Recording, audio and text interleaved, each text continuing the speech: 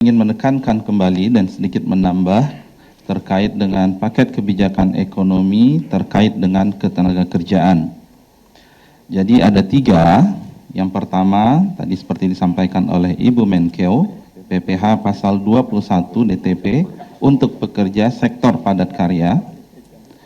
Itu adalah pekerja mendapatkan insentif dengan gaji sampai Rp 10 juta per bulan khusus untuk pekerja sektor padat karya. Yang kedua, dukungan bagi pekerja yang mengalami PHK. Kami pekerja yang mengalami PHK, kita akan memberikan stimulus baik materi ataupun non-materi. Pertama adalah dukungan jaminan kehilangan pekerjaan atau JKP berupa manfaat tunai 60% flat dari upah selama 6 bulan, manfaat pelatihan sebesar 2,4 juta rupiah, dan kemudahan akses informasi pekerjaan. Selain itu juga kemudahan akses program prakerja. Dengan ini kita mengharapkan para pekerja bisa meningkatkan peluangnya untuk bekerja kembali dengan memanfaatkan klaim manfaat JKP. Selain itu juga untuk mempertahankan daya beli pekerja saat ter-PHK. Dan yang ketiga adalah relaksasi atau diskon sebesar 50% iuran JKK bagi sektor padat karya.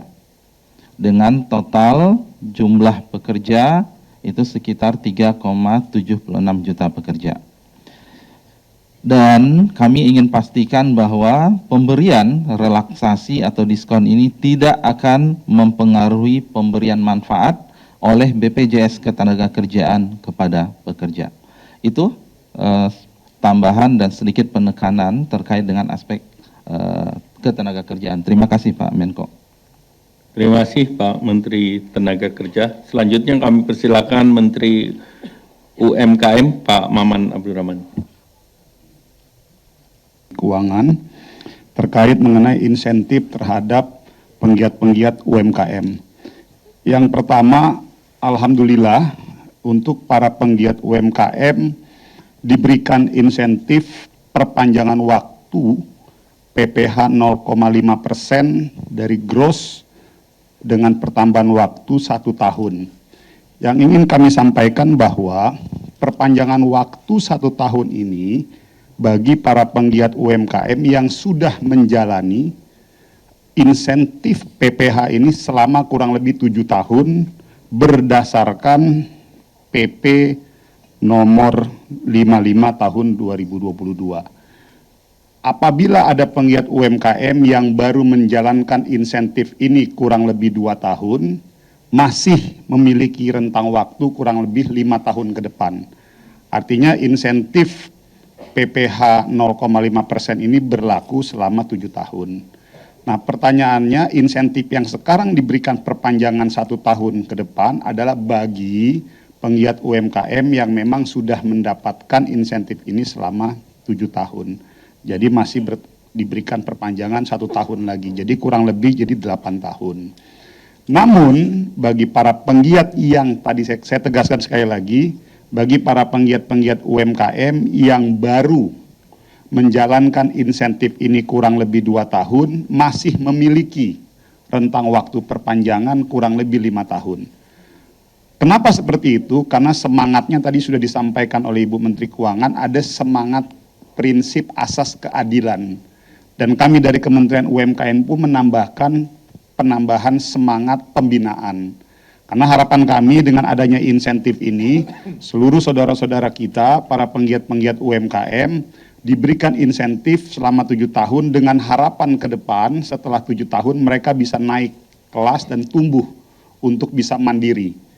Itu yang pertama. Lalu yang kedua yaitu bagi para penggiat UMKM yang omset pendapatannya di bawah 500 juta, totally tidak mendapatkan PPh 0,5% alias dibebaskan.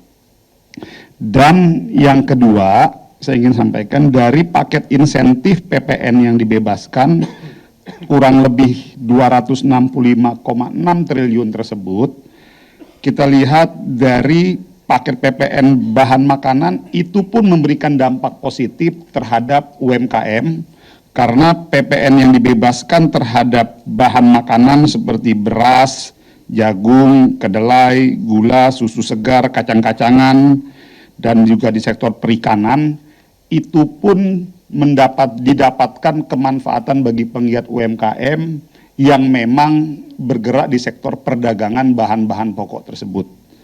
Lalu terkait PPN yang dibebaskan di sektor transportasi pun, itu pun diberikan mendapatkan kemanfaatan juga dari penggiat-penggiat UMKM, serta yang bergerak di jasa pendidikan kesehatan dan sektor jasa keuangan.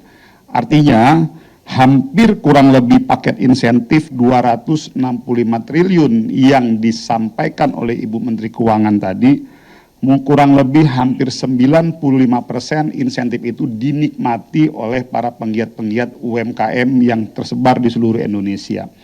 Oleh karena itu, berdasarkan kebijakan ini, kami meyakini insya Allah terhadap kebijakan PPN penambahan 1% ini cukup bisa mengamankan sektor ekonomi menengah dan ke bawah. Saya pikir itu tambahan dari pemerintah sudah konsisten ya mendukung program perumahan dari tahun 2010 ya. Terima kasih Ibu Menkyu. Dan untuk MBR, masyarakat berpenghasilan rendah, melalui fasilitas likuiditas pembiayaan perumahan ya dari 2010 sampai sekarang. Dan subsidi bantuan uang muka juga dari tahun 2015 dan konsisten diberikan sampai sekarang. Itu sangat bermanfaat bagi masyarakat berpenghasilan rendah. Dan 5 tahun ini itu target yang sudah dilakukan adalah sebanyak 942.630